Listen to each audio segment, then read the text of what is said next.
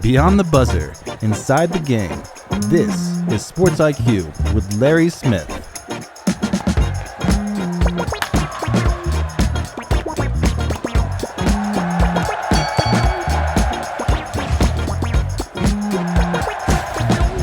Hey, it's Thursday, April 16th. Hopefully you got your taxes done. If not, you're paying a penalty. Larry Smith, Sports IQ. Glad you're with us. We have another great show for you coming up here.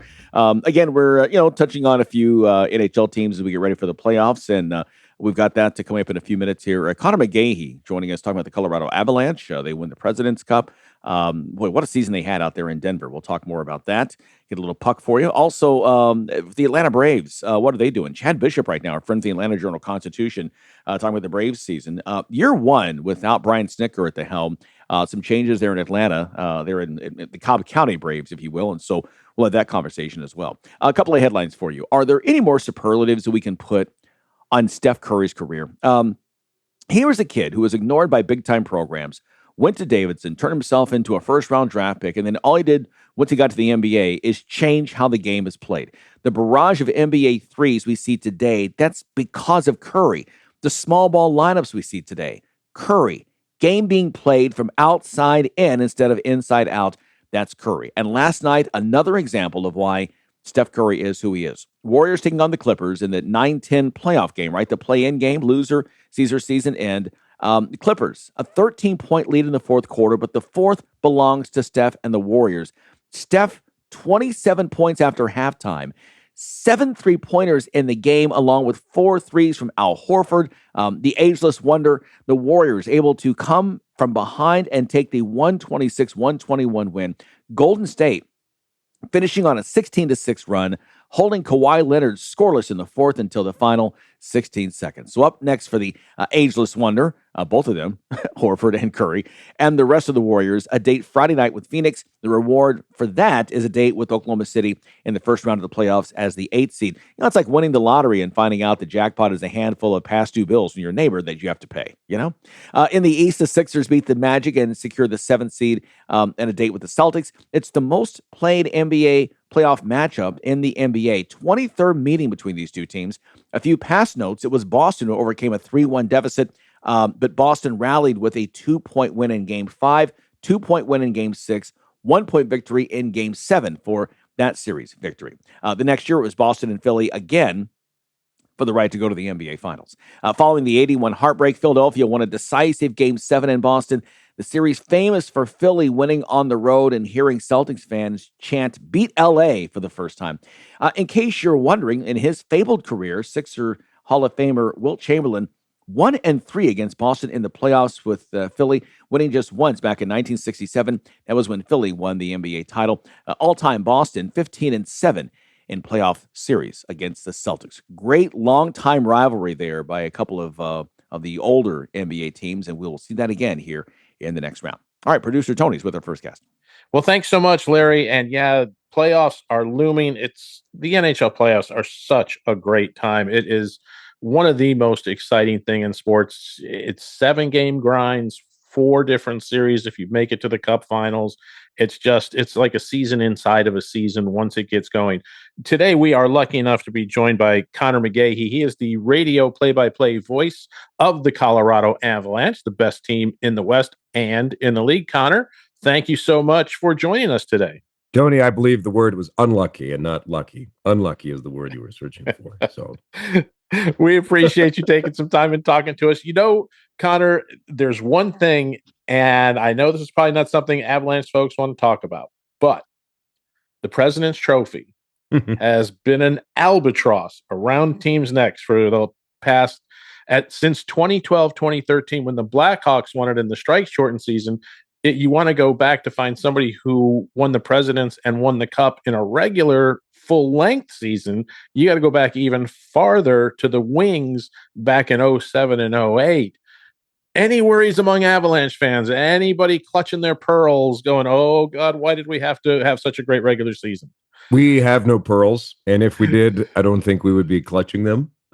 So they're not worried. I mean, it's one of those things where even if you go back and look at teams that have won the President's Trophy and the Cup, and there's not a ton of them. I mean, the the odds of anybody making the playoffs, getting through round one, getting through round two, getting through round three, whether it's the President's Trophy or a top 2 or 3 team or forward team in the National Hockey League, the odds are about the same whether you win the President's Trophy or not. So I know that's something that people connect the dots on all the time, but really, in the broad scheme of things, it doesn't have a ton of effect on whether they win the cup or not. So it'll be a unceremonious banner hanging in the off season. That'll go into the rafters of Ball Arena, and that'll be it. And hopefully there's more ceremonious banner raising on opening night at Ball Arena. Absolutely. The neat thing about the NHL playoffs, Connor, is when you look at these teams, they're all very superstitious. They do things the same. Is there any traditions, before we really get into the nuts and bolts of the Avalanche, any superstitions? You've been around this team a while. Any superstitions with Colorado that they go through, any rituals they go through as they get ready for playoff time? It's a good question, and you're right. Hockey players, I think, more than anybody else, are creatures of habit. Meal time is this time. Nap time is this time. I have to have a 52-minute nap, otherwise, But obviously, some are are more specific than others with their little tendencies. But this group you have a lot of family guys, a lot of dads. And so I think the quirkiness wears off when you're, Devon Taves and Brock Nelson, and your dads of 3 and 4 total kids. So it's interesting because this group doesn't really have a lot of those quirks. I know they have, Josh Manson has to go and get a latte before he gets on the bus to go to a road game. That's just a thing that he does.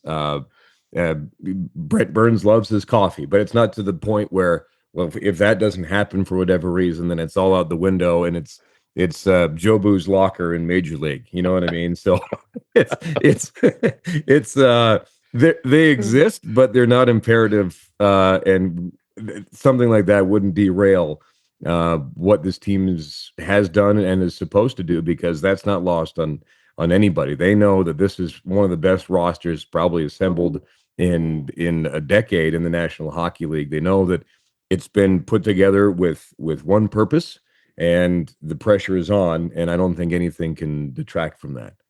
Yeah, when you look at their roster, they are deep through, the first 3 lines are all solid. They can get scoring from a lot of different places, but obviously the engine that drives the ship right now is Nathan MacKinnon. He is so special. He is so good. Over 50 goals this season. What makes him such a great player? He is so much fun to watch out there on the ice. Well, he's got some of the greatest God-given talent on the planet, with speed and skill. But then there's this work ethic and this otherworldly drive to be better all the time. I mean, he's a number one overall draft pick in the National Hockey League, and every single year he wants to get better at his craft, whether that's from diet, whether that's from recovery, whether that's from training, whether that's from the different video and analytics sessions that he's getting more information from to try and put that into his game. I don't think I've ever seen anybody who wants to improve on a second-by-second basis more than Nathan MacKinnon, and not just in hockey either. He was sort of late to playing golf and wasn't very good at first, and now you turn around and he's darn near a scratch golfer, right? And so this is the type of person that Nathan MacKinnon is. He holds himself to the highest standard, and then he holds everybody else. And that becomes very apparent when you're a teammate of his, when you're a coach of his, when you're on the staff of a team that he's on, whether that's the Avalanche or Team Canada. So I think that drove him to get to 100 points, for example. Years ago, we're in San Jose, last game of the season. He's sitting on 99 points, and everyone's trying to feed him the puck to get him to 100, very much like they were trying to do for Marty Natchez last night in Calgary to get him to 100, and it just didn't work out. So the next year, he had to get to 100 points, but that was not for personal accolades. That was to push his team to get to the next step to eventually win a cup in 2022. So the personal motivations exist to push the team and push the team to success and to be perhaps a little mini dynasty here in the 20s, which is weird to say. And, McKinnon, as we said, drives everything, but he has some fabulous line mates. You just talked about Marty Necas. What a great pairing he's been with him. Brock Nelson has had another solid season, just a great all-around veteran. They can get scoring from a number of different places. One of the knocks on Edmonton has been if Conor McDavid doesn't score, they're done. Top heavy. Yeah. This is a well-rounded roster. Like I said, 1, 2, 3 lines, you can get scoring from a lot of different places. And even the fourth line now with Mark Rycroft, our pal at Altitude, has been calling it the Tasmanian Devil line with Parker Kelly, Jack Drury, and Logan O'Connor, who's finally returned to play in the past month after missing the first part of the season with complications from a surgery. But the three of them, Parker Kelly, his previous high in goals was 8. Previous 2 seasons, he's a 20-goal scorer now this year. Jack Drury has put up career numbers in back-to-back seasons, and Logan O'Connor is extremely fast. The amount of times I've mistaken Logan O'Connor for Nathan MacKinnon on the ice because his number starts with a 2, and they have very similar speeds. So you're getting production from everywhere, and it's not just Edmonton. We were there this week and Connor McDavid had the only goal. They're missing Zach Hyman, who's a natural goal scorer. Basically, count him in for 30 goals every year. Leon Draisaitl is one of the more underrated players, if you can call him that, in the National Hockey League, always in a Rocket Richard race or an Art Ross race. And they're missing both of those guys. But if you don't have that triumvirate, I feel like, of McDavid, Hyman, and Draisaitl, then Edmonton's less of a threat. And obviously, if you were to take McKinnon and Necas out of the Avalanche lineup, I mean, there goes, 215 points this season. But you still have Lehkonen, who's a natural winger for the two of them, who has the utmost respect from everybody. Nathan MacKinnon can't get through a sentence when talking about a game without talking about Artturi Lehkonen and his style of play and how he works to set up scoring chances and then come through in big times. I mean, he had 4 game winners in the 2022 Cup run, including to win the West and to win the Stanley Cup. Lehkonen did. Landeskog, natural chemistry, a great balance for Nathan MacKinnon up there. So you can switch those wingers. Val Nichushkin's the exact same way. But if you come at a team with MacKinnon, Necas, Lehkonen, and then Landeskog, Brock Nelson, and Val Nichushkin, and then your third line is Nazem Kadri, who was your second line center when you won the Cup in 2022, with Nicholas Waugh, who usually plays center on a wing, Ross Colton on the other side. That's a top 9 that every other general manager in the National Hockey League would do many things to acquire. And so the depth, and then we just mentioned you have, 40 goals almost from your fourth line, which is incredible. So it really truly is. And no matter what kind of combination you put together, it really truly is one of the deepest teams that I ever remember seeing.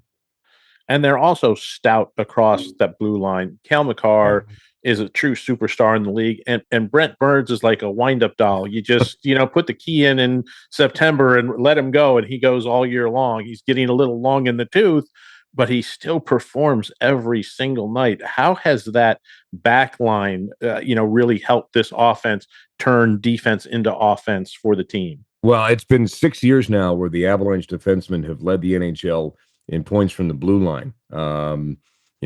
Obviously a lot of that has to do with Cale Makar, but when you have Brent Burns, who comes in, doesn't seem to have any age, second player in NHL history to play 1,000 consecutive games. He's at 1,005 now. Going into last night, Avs defensemen combined for 225 points, 53 goals, 172 assists. Cale Makar added 3 on his own last night, and that's by far the most of any team. So that's each of the last 5 seasons. This will be number 6, and they're the first team to do that since the Calgary Flames from 86-87 and 90-91. And the defense has scored the most goals in each of the last 3 years and 4 of the last 5. So you have these elite forwards like Nathan MacKinnon and Marty Necas and Brock Nelson and Val Nichushkin that we've been talking about, and then you have defensemen like Cale Makar. Devon Taves has had a little bit of a down offensive year, but in that gap, here comes an undrafted college free agent that the Avalanche signed a couple of years ago, who just signed an extension in Sam Malinsky, who's having a career year, new highs in time on ice, goals, assists, points, everything. And his play sort of made the trade of Sam Girard possible and made him a little bit more expendable because you needed a little bit more beef. So you bring in Brett Kulak, who's played the most playoff games out of anybody in the National Hockey League in the last 2 seasons, to balance out the smaller, more mobile, more scoring defensemen that the Avalanche have just been a factory of for the last probably 6 or 7 years, and bringing that balance. Kulak doesn't score a lot of points. Burns is a bigger body, definitely more offensive. But then you have Josh Manson, he's a playoff contributor as well. The point is, you go down the list, and every single defenseman on the back end has contributed in both small and big ways. And the mobile offensive blue line for the Avalanche has been a model that, again, a lot of other general managers around the league have tried to duplicate ever since 2017 when the Avalanche drafted Cale Makar 4th overall. Yeah, they just have, like I've said before here in this interview, they're solid from top to bottom, all the way down. Now, they have played in also the most competitive division in all of hockey. I mean, you've got 3 teams at the top right there that are as good as any 3 teams in the league. If they wanted to have their own little tournament, it would be a heck of a tournament to see who would win the Stanley Cup, right? Yeah, it's so true. I mean, and that's where now you're starting to see the complaints. If you're first in any division, then you're not going to have any complaints because your first round opponent doesn't change, right? If you're first in the division, in the conference, then you're going to play the last team in this instance, wild card 2. In the old days, it was the 8th seed into the conference. So for the Avalanche, they're like, it doesn't bother us.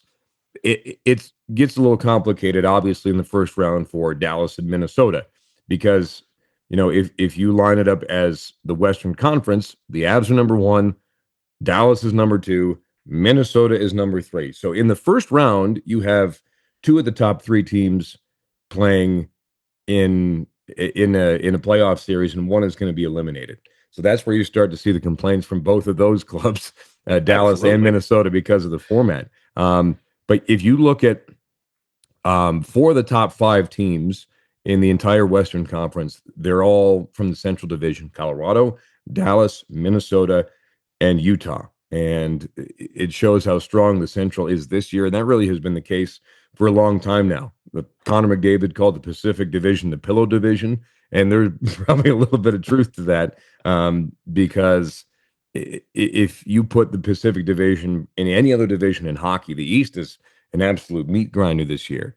Then you probably wouldn't have teams making the playoffs, and instead you have a Pacific Division champion. So it shows how tough the league is outside really of the Pacific this year, but more specifically the Central Division, because if you went league standings, Colorado number 1, Dallas number 3, and then Minnesota number 7. It shows how good the East is, but the Central has just been a terror for a long time, and this is without Nashville in there. St. Louis misses again.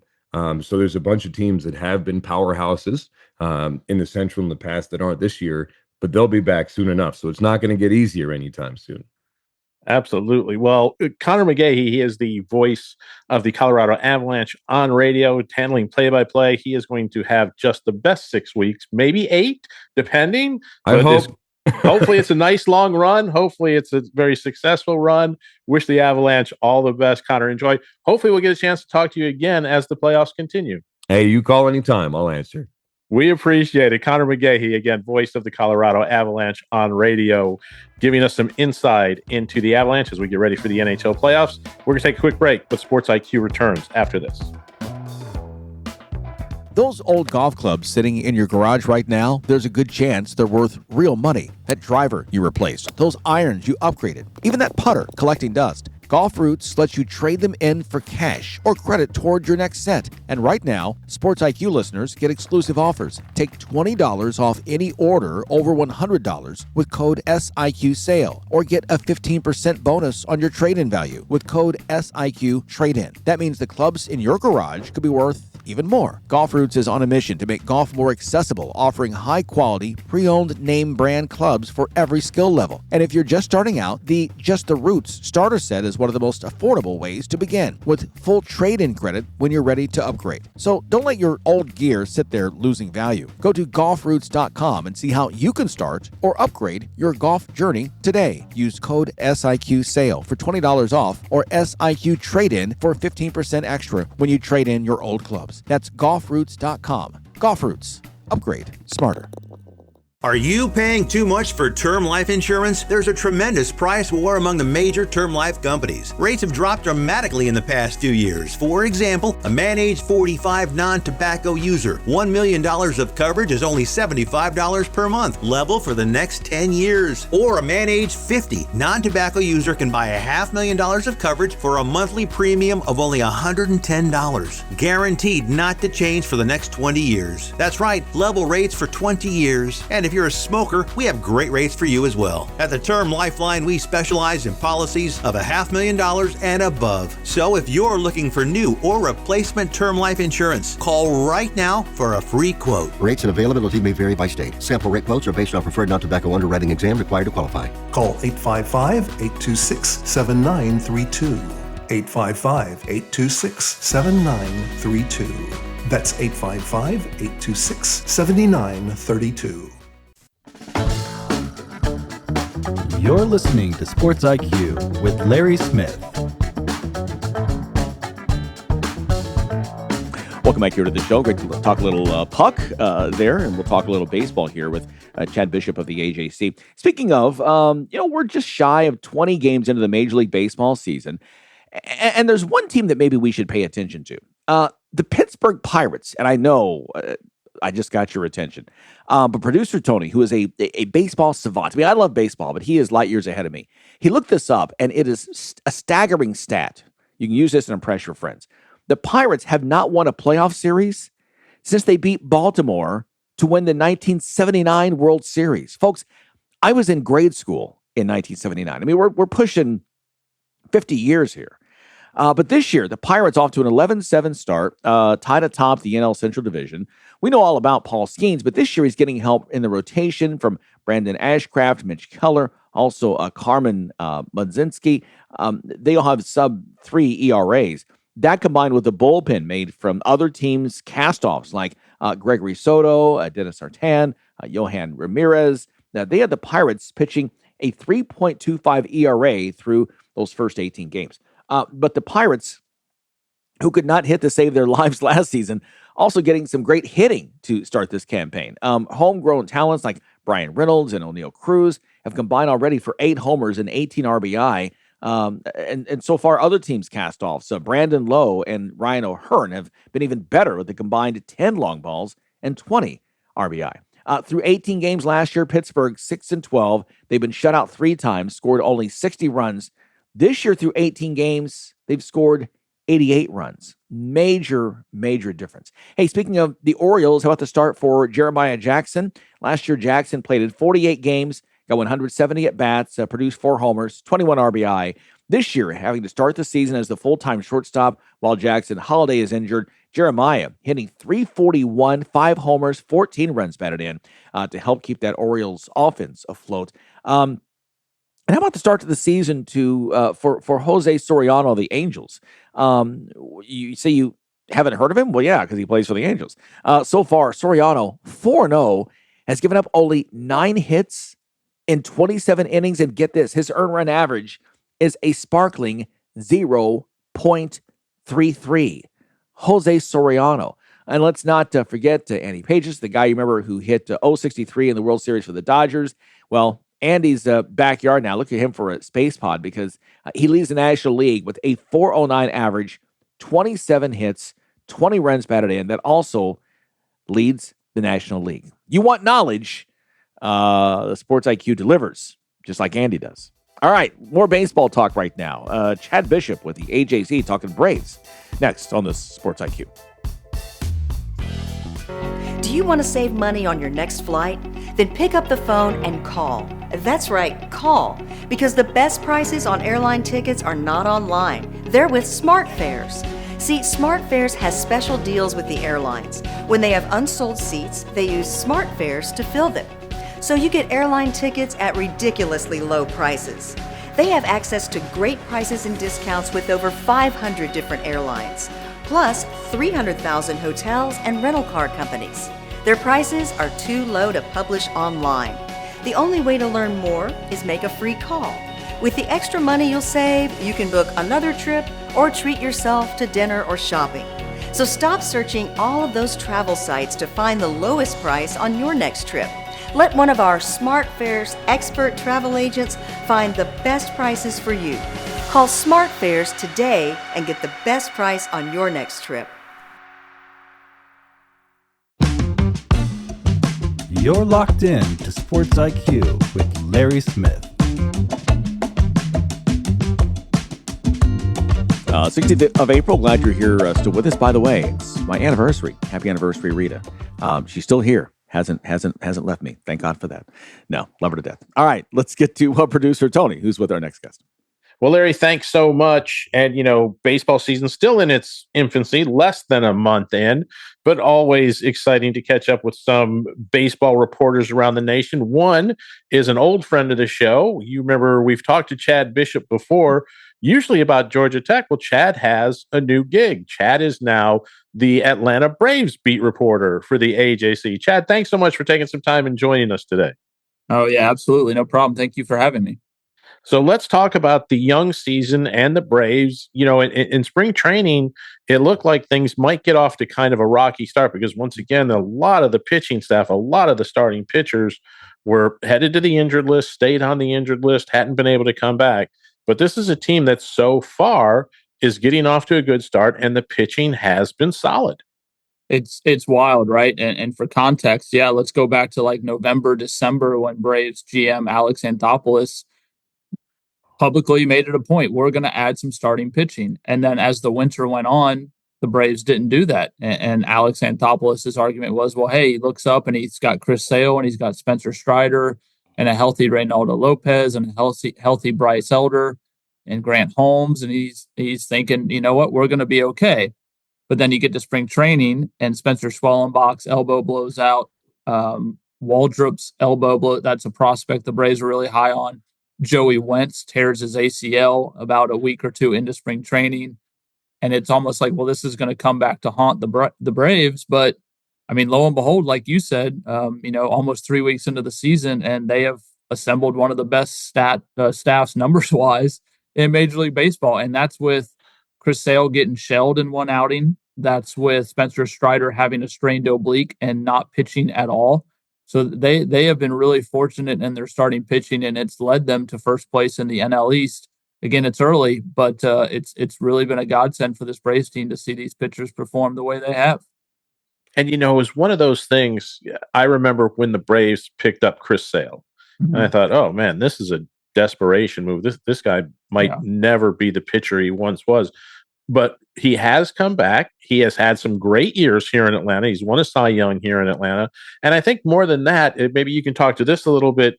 He brings that veteran presence to some younger pitchers to tell them how things should go, how things should be done, and things, along that mark. He really is that veteran anchor that staffs need. Let's go to the prime example of a few weeks ago when Chris Sale was sick as a dog, stomach virus, something going on. And refused to take the day off. Went out there and threw a 91-mile-an-hour fastball and probably had his best performance of the year. Didn't tell us that post game. It was Walt Weiss who had to tell us, he was sick. That's why his velocity was down. That's why he was pitching the way he was. Again, just a prime example of a guy just showing the younger guys, whether pitchers or position players, right? Like, this is your job. You make no excuses. You go out and you get the work done. So, he's found almost like a second career in Atlanta, winning a Cy Young, signing a contract extension, has pitched really, really well already early in this 2026 season. Yeah, he's had some injury problems, his whole career and even since he got to Atlanta. But if he continues to stay healthy and continue to pitch the way he has, he's continuing to bolster his Hall of Fame resume. So it's been huge for the Braves from an on-the-field standpoint. But again, like you said, in the clubhouse, just what a huge boost for that clubhouse to see a guy go about his business the way he does. Yeah, that veteran presence can never be overstated, especially from pitchers, somebody that can go out and lead, a team every fifth day and show the young kids, because it's also about how do you warm up? How do you go about your business between starts? There's so many things that people don't see, fans don't see. They just read the box score, they watch the highlights, they see things, they see the guy every fifth day, but they don't see all the things that he does to help the team out behind the scenes. And it's just he had an interview the other day about going about his business the same way, whether it's giving up 6 runs or 7 shutout innings and 10 strikeouts. And a lot of guys know that, but it's one thing to know that and another thing to see it. And he's throwing guys in the clubhouse like a Kyle Farmer, a Mike Yastrzemski, a Dominic Smith from a position player side, and add those to the mix along with Chris Sale. Yeah, I mean, I think that's sort of what helps booster this team as well. There's something to be said for youth. It's exciting. The athleticism, the talent is there with youthful players. But when you have, sort of those older veteran guys who not only get the job done when the game starts, but then kind of coax the rest of the team along from that veteran standpoint, that can go a long way. And those minor pickups that the Braves made, look, a Kyle Farmer, a Mike Yastrzemski, they're not, the splashy headlines around the country, X signs for $350 million, X, Y, or Z. But these are the kind of guys that day in and day out can help a team, even if they don't play every day, with how to lead, and also given, like you said, that veteran stability, which is something the Braves had kind of been lacking the last few years. And let's be honest, it doesn't always work out, right? But it has worked beautifully for the Braves so far. I mean, Dominic Smith was a guy that was, more or less a free agent and overlooked and nobody wanted. And the Braves signed him like a week and a half into spring training, and he's hit a walk-off grand slam and a game-winning 3-run double. And Kyle Farmer, sort of the same situation, as sort of a late add at minor league camp. And again, not contributing a ton on the field, but his clubhouse presence is huge.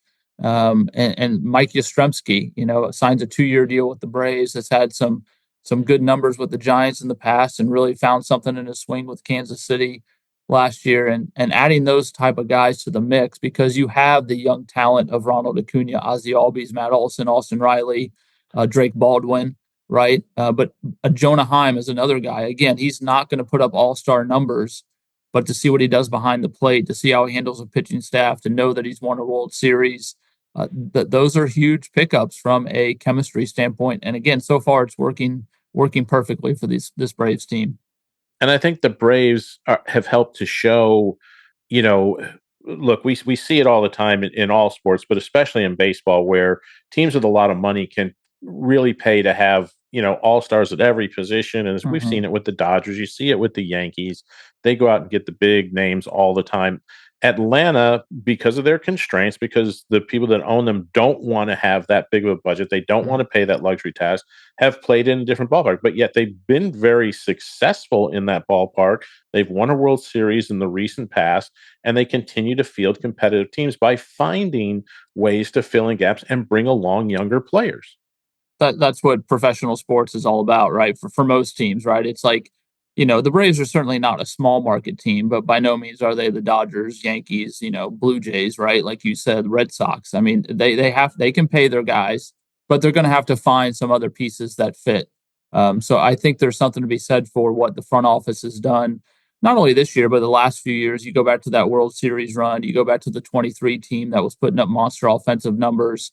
It's not just about going out and, emptying the wallet to get the best players. Sometimes you got to find some of these guys, like we said, Mauricio Dubon, right? Jorge Mateo, Mike Yastrzemski, Dominic Smith. The list kind of goes on for this team.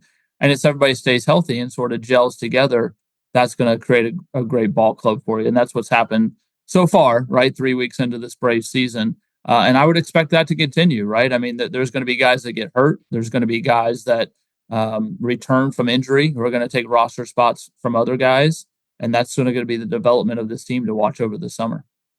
And the neat thing with the Braves, especially, is they do have they have some superstars. Let's not make any. It's not like this is a collection of nobodies. Ronald Acuna is one of the best young stars in the game.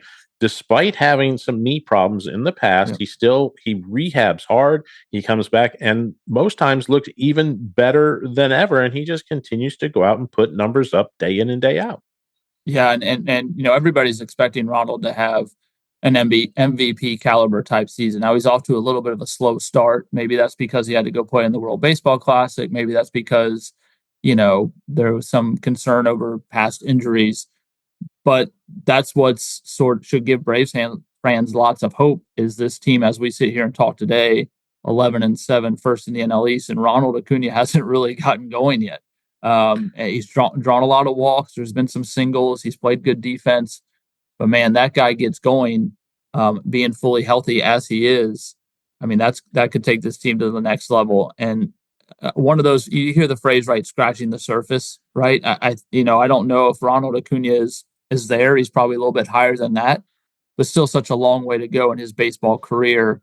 And everybody around the club really thinks this could be a big season for him just because of his health and what he did in the WBC. And he had a nice positive spring training, taking a little bit to get going here in April, but that's really nothing new in his career. I think as we get to May, June, July, you're going to see some big things from Ronald. And with the Braves now, this is the first year of the Walt Weiss era. Mm-hmm. Brian Snitker decided to retire. Bless his heart and go relax, enjoy that life. I know he's still involved with the team in a number of ways, but he's not that everyday manager anymore. Mm-hmm. And Walt Weiss comes in. What has he done differently than Brian? What does he bring to this team to help keep it moving forward? I think there's a few things that stand out to me. Number one, let's simply talk about the batting order, right? Like it varies from day to day. Traditionally you're going to have lineup A and lineup B against a right-hander or against a left-hander, but he's not afraid to move guys up and down. He's not afraid to give a guy a day off. We've already seen Mauricio Dubon in center field, left field, third, and short. We've seen Jorge Mateo play shortstop. We've seen Mike Yastrzemski at DH. We've seen Jonah Heim at catcher, Dominic Smith. There's a lot of varying parts. Walt Weiss loves to talk about versatility and depth and getting a lot of guys playing time, of course, if they're performing, right? And the Braves have done so to that point. So I think that's number one is that, Walt is not beholden to running the same lineup out there every single day. And I think that probably helps the guys, right? Like keeps them stay fresh when they come to the ballpark. Am I playing today? Am I not?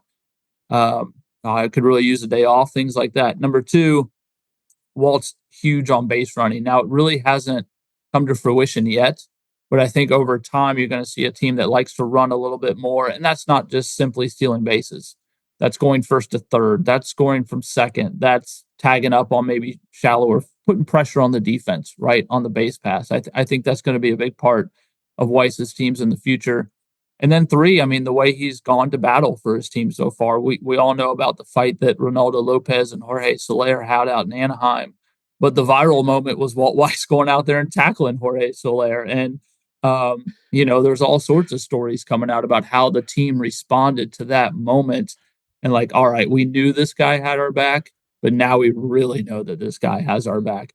And then just the other night, Grant Holmes getting pulled early in a game and Walt Weiss explaining why that was and being transparent with Grant Holmes about why that was. So there's been all these little nuanced parts about how Walt has managed this team and how this team has bought in and sort of, Weiss, 18 games into his tenure as we talk right now, has already made this team sort of his own and gone about his business the way he wants to go about it. And we are just, like I said, 3 weeks in. Is there anything with this team that is worrisome at this point? Everything seems to be fairly solid from top to bottom. There really does. Yeah, Acuna's off to a little bit of a slow start. That happens for a number of players. It might take them April to get going, and then they pick up when the weather gets hot. That happens to a number of teams. But is there anything out there that you've seen and say, okay, this may become a problem later on in the season if it doesn't get corrected? I think we go back to the starting pitching. As good as it's been, Spencer Strider has not pitched. As great as Chris Sale is, he's 37. Grant Holmes and Ronaldo Lopez have both had arm injuries in the past. So where is that depth there? And if one of those guys or two of those guys doesn't perform or gets hurt or whatever the case may be, yeah, there's a couple names in Didier Fuentes and J.R. Ritchie down at AAA who could be called up, and we think those guys are going to be great. but that's a gamble, right? To call them up into the rotation. How long will this starting rotation last? Can they do this for 5-6 months? Can the Braves? I've sort of argued, like, I think this Braves team is in good position to sort of be there at the trade deadline, to be in contention. And then we will really see if they go for it, whether that's adding a big time bat or another starting pitching to get them over the hump and to get them through some playoff series. So I don't know if starting pitching, I don't know if concern is the right word, maybe more of a curiosity for me, right? Like, can these guys continue to perform at the level they started out at? Because you can never have too much starting pitching. And Walt Weiss even talks about it all the time. It's the most important thing in baseball. You got to get your starters innings and quality innings and get to that Braves bullpen, which is outstanding. Yeah, absolutely. And that is the key for a lot of teams out there. If you can get the starting pitching, you can go a long way. If you can't, I mean, the Baltimore Orioles last year were a classic example that their starting pitching was an absolute train wreck and derailed any hopes they had of doing anything and cost the manager his job. So, yeah, absolutely. Well, Chad Bishop, thank you so much. Really appreciate the time. Appreciate the insight on these Braves. We'll be calling you again throughout the season, and we'll talk some more as the baseball season keeps going here. All right, my friend. Thanks so much. Appreciate it. We're going to take a quick time out on the Sports IQ, but we will be right back with more. Listen, were you forced into getting a solar contract and now you just don't want it anymore? Maybe the solar company misled you. Or is your solar contract buried with hidden fees? Are you not saving the amount of money you thought you would on your energy costs? Don't worry. At the Solar Exit Hotline, we can help you cancel your solar contract, even if the panels are already installed. Our experienced legal team will review your contract and help you cancel it, possibly saving you thousands of dollars. You got to call right now for complete details. So listen, if you're not happy with your solar contract for any reason, we are here to help you cancel it. Call the Solar Exit Hotline now for immediate options to help you exit your solar contract. This call is 100% free. Call 855-227-0286. That's 855-227-0286. Call us right now. Packages start at $29.99 a month with signed agreement. Restrictions apply. Speak to a representative for complete offer details. See Vivint.com for license details. Terms and conditions apply. Homeowners, if you're looking for the best in home security and smart home technology at a price you can actually afford, we have great news. Now you can get Vivint's award-winning home security systems starting at about $1 a day. U.S. News and World Report has recognized Vivint as the best professionally installed home security system of 2022. And right now, you can get Vivint's home security technology for about $1 a day. Plus, get free professional installation from a licensed technician. Protect your home and loved ones for as low as $1 a day. Call right now for your free home security consultation. 800-613-8053. 800-613-8053. 800-613-8053. That's 800-613-8053.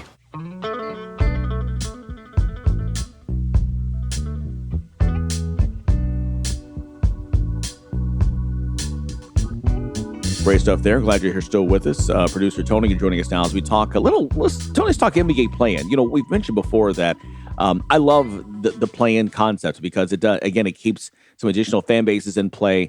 If you get down to, that 7, 8 spot, 9, 10, those teams usually are, within a few games of each other. Last year was crazy, right? In the West, the way they were so jammed up. But I think it's a lot of fun. And for me personally, I've talked before about how I'm such a big Steph Curry fan. His story, somebody that I go back to, a marginal basketball program like Virginia Tech would not take him, right? As a player out of high school. His dad had starred there. Even that a legacy kid didn't matter. He goes to Davidson, puts them on the map for the current basketball fan and the career he's had. If you even thought seeing him play in college, he would be in the GOAT conversation, you'd have your head examined. And yet last night, again, he just shows where he is truly one of the greats, not only in today's game, but one of the all-time greats in the NBA. Yeah, I mean, just the things that he's been able to accomplish, Larry, in his career. More threes than anybody's ever made in the history of the league. He's 37 years old. yeah, the injuries are starting to nick him and takes him out of games. He missed a stretch just recently for the Warriors.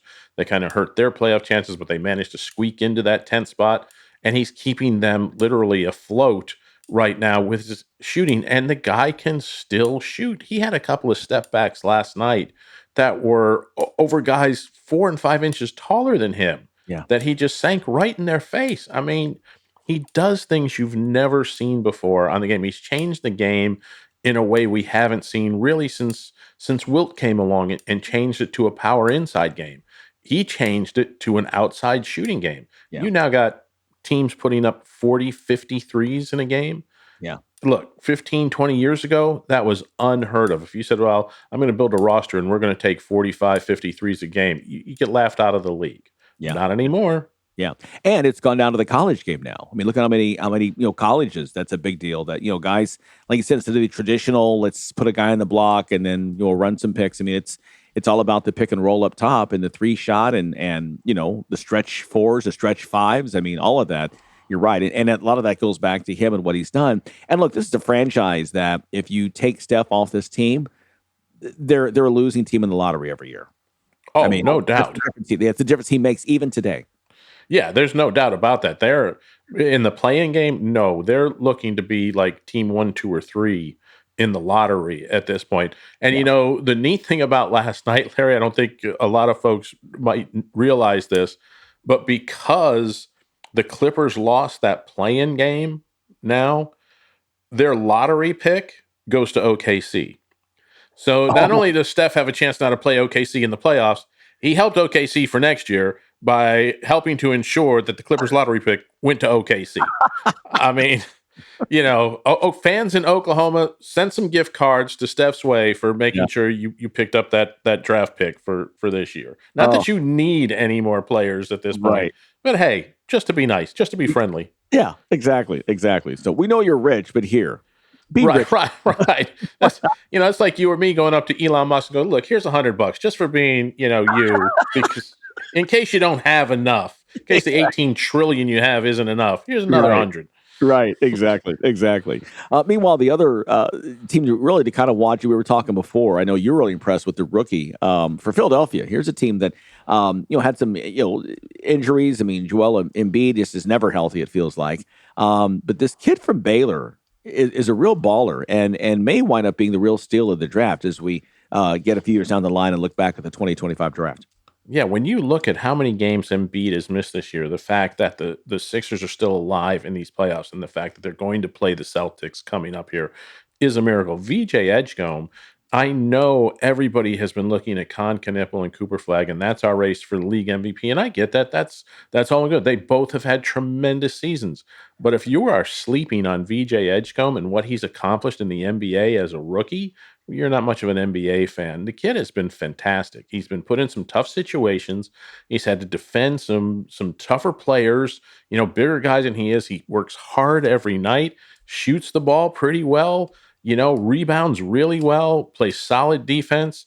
He is just, we've talked about before. He is your 3-tool basketball player. He can shoot it, play D, and he can distribute. He can pass the ball a little bit. So, look, give the Sixers credit for finding that one in last year's draft. That's going to be a good building block for them in the future. Yeah, 16 points per game, almost 6 rebounds, 4 assists. To your point, also a steal a game. Kind of is a little bit of everything for them. And by the way, he started every game he's played in. 75 games played, 75 starts. So, I mean, he's a consistent piece. And to your point, this is where the NBA draft and the system, if you have guys who leave in free agency, he's a guy, to your point, when he gets down to time for that second contract, you lock into a long-term deal as the possible future cornerstone of this franchise. Absolutely. And I'm looking forward to seeing the Celtics, 76ers rivalry come back again in these playoffs. Look, when we were working at CNN, that was always a highlight come NBA playoff time. Are they actually going to meet? Are they going to get it together? Back in the early 80s, just as I was finishing up college, I would always watch those Sixers playoff series with the Celtics. They were tremendous. You'd have to stay up till 11:30 at night to see a game on a Friday, but they were there. But, now you can see it in regular time, which is great. So I'm looking forward to seeing that rivalry renewed. It's always fun. It's always interesting. And it's just classic old-time NBA. I love that. Yeah, I agree. And by the way, we give credit as well as we have already before last week talking to one of the insiders on that team, that Celtics franchise, what they've done this year with Jason Tatum coming back from that severe injury and what he has done, the way they continue just to bring him into the fold. That'll be a great matchup with those two teams. Okay, our moment of awe is up next. I get a lot of calls from people across the country who are suffering from the affliction of IRS tax debt, and that's because I have a remedy. Hi, I'm the tax doctor, and if you're having any of these tax issues, call me right now. My team specializes in helping people over the age of 50 solve their tax problems, and the bigger your tax problem is, the more money you can save. If you owe the IRS money, or you're about to owe the IRS money, or even if you need to file years of unfiled returns, call us right now. Our friendly, highly trained representatives are waiting right now to take your call. Over the years, we've helped thousands of people just like you stop the tax liens, wage garnishments, and harassing phone calls. You don't need to send the IRS a big fat check. We can negotiate a lower amount. That's what we guarantee for you. So call us right now. Call 833-789-3068. Okay, time now for a moment of awe, and it goes out to Calgary Flames goalie Dustin Wolf. It seems a young Flames fan, 10-year-old Cade Heisler, who was a goalie on his youth team, brought a sign to the Flames game with the Avalanche, and the sign said very simply, "Wolf, you're my idol." Well, a Flames staffer spotted the sign, told Wolf about it during the first intermission, and Wolf instructed the staffer to take one of his goalie sticks and give it to young Cade. The youngster was so happy he began to cry after being presented the stick. And when asked about Cade's response to his gesture, Wolf said after the game, "That's what this game is all about. It's for the kids. We mean a lot to them. It's neat to be able to make that kid's day." So to Dustin and Cade, you both make our moment of awe. And that's our show for today. We appreciate our guests stopping by. I appreciate you as well. Let's make it a great day. Say hi to a stranger. Make their day. And we'll see you tomorrow here on the Sports IQ. Thanks for listening to Sports IQ with Larry Smith, Monday through Friday. Continue the conversation at Sports IQ LS. We'll see you next time.